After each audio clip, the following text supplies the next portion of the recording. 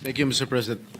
Mr. President, this morning I received a report that Mr. Bryce Hernandez was transferred here from the Pasay City Jail, and it came to as a big surprise to this representation, since we approved that Bryce Hernandez be committed to the Pasay City Jail. We approved it in plenary. Mr. President, last Tuesday, when he appeared before the TRICOM at the House Committee, at the House of Representatives, the opening statement, if my memory serves me right, of Mr. Bryce Hernandez is that, pwede ba dito na lang ako makulong? Ayoko pong bumalik sa Senado dahil merong mga senador na involved dito sa flood control. And much to my surprise, he mentioned this representation together with Senator Joel Villanueva. After his testimony, full of lies, according to the Senate President, he talked with the Speaker of the House, and they reached an agreement that he be committed at the PNP Custodial Center. But when I discovered that when he was at the PNP Custodial Center, not one OSA member was guarding him there. Ni isa sa mga OSA na dapat meron tayong physical custody of that person. Wala nang pakialam ang pulis dyan eh. Tayo na ang may physical custody. Pero nasaan? Nasaan ang nagagwardya sa kanya doon? Eh kung biglang tumakas yun, biglang pinatakas ng pulis yun, paano na? So after that, nagdesisyon po tayo here, plenary, that we commit him at the Pasay City Jail. And everybody approved of it. When I made my motion, sinigundahan ni Majority Leader Senator Mig Subiri, and no one objected. At ang sabi dito, I got hold of this letter from the lawyer of Mr. Bryce Hernandez. Third to the last paragraph. We appeal for this because today there is renewed faith. Ito, September 15, today. Under your leadership, Senate President Soto, and with Chairman Lacson's stewardship of the Blue Ribbon Committee, there is assurance that the Senate will stand not only as a body of discipline, but as an exemplar of fairness.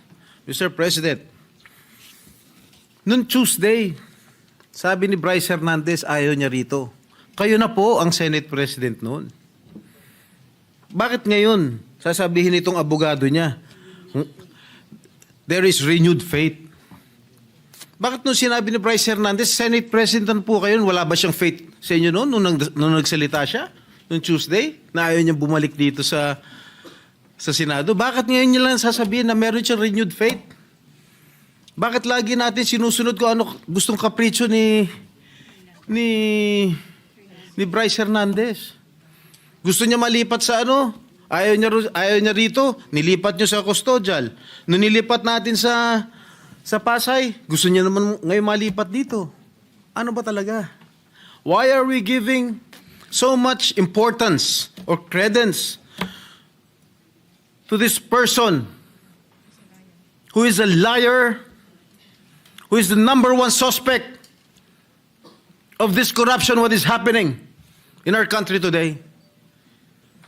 Bakit? Bakit? Meron ba nagproprotection sa House of Representatives? Bakit nung nag-hearing ang Blue Ribbon Committee po, nung si Congressman Marcoleta pang chairman ng Blue Ribbon, nagbanggit si Diskaya, ilang congressman ang involved sa korupsyon. Pagdating nung kinabukasan, hindi na front page, hindi masyadong pinag-usapan. Nung si Bryce Hernandez na, nagbanggit ng 2 senador, front page na kaagad kami. Kahit hindi totoo yung sinasabi niya, na walang basihan. 30% commission daw. Ang putang ina. I'm sorry. Strike out from the record. Which part? I'm sorry. The phrase is stricken off the record. How can I demand 30%? What is his basis, Mr. President? Pagkatapos niyan, wala na, kumalat na. Front page na sa lahat ng mga newspaper of general circulation. Lahat na. Masama na kami ni Joel Villanueva. Sa social media, everything, lahat. I've been there. Kaya pinag-iingatan ko pangalan ko. Why should I do such a thing, Mr. President? Why? I will never do such thing, Mr. President. Porket ba I'm actively participating in the Blue Ribbon Committee? Porket ba matapang ako magtanong? Ako na kaagad ang target nila? Bakit? I'm just doing my job as your senator. I have an oath to defend. I want to get all the bad crooks here in the government. That is my duty as your senator, Mr. President. Mr. President, sobra-sobra na. Lahat po kami apektado na. Even the Senate as an institution is also affected by the testimony of one habitual liar. Bakit paniniwalaan natin siya? Bakit yung mga yung sinigaw ng mga congressman? Bakit? Bakit hindi natin imbestigahan? Bakit yung mga senador hindi imbestigahan? Ako, I'm open to any investigation. In fact, Mr. President, ngayon pa lang, kahit hindi pa nagko-comment sa Blue Ribbon Committee ni Senator Lacson, ngayon pa lang, I'm willing to sign any waiver to open my bank accounts. And that I'll put that on record. I don't know with Senator Joel. Maybe he will also conform with my idea. So, Mr. President, wag namang ganun. Bakit panay senador lang ang gusto nilang ipako sa krus? Bakit yung mga ibang mga politiko? Dahil, porket masikat kami? Hindi naman yata tama yun. Pare-pareho lang tayo nasa gobyerno. Pare-pareho lang tayo naninilbihan dito. Yun lang po, Ginoong Pangulo. Maraming salamat po. Majority Leader. Thank you, Mr. President. Mr. President, we thank our distinguished gentlemen for their manifestations. And during the break, I believe we have reached a consensus. Mukhang hindi naman po siguro tayo mag-away na yun. No need for a vote with the Minority Leader and the group. I believe that better coordination na lang po. And we agreed to coordinate better with the Minority Floor Leader in these certain issues. Mr. President, you agreed. The Senate President agreed. So with that, yes, Mr. President, may recognize the Minority Floor Leader.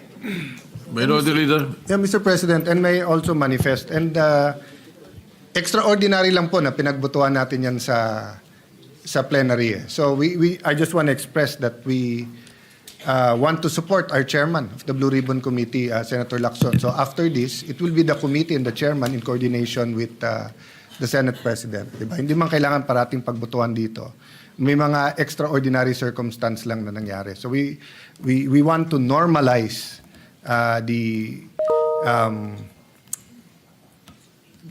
not only the consultation, but the following of our rules. And we look forward to working with Senator Lacson and, of course, the Senate President. So we thank the good Minority Floor Leader for that, Mr. President. So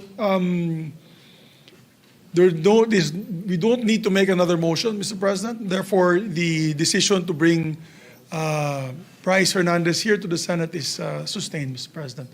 And let's move forward, Mr. President. With the permission of the body and I believe the request of Senator Erwin Tulfo is that it should be recognized tomorrow na lang po. Anyway, it's a bit late. Thank you for watching. Don't forget to like, share and subscribe for the latest hot news of the press.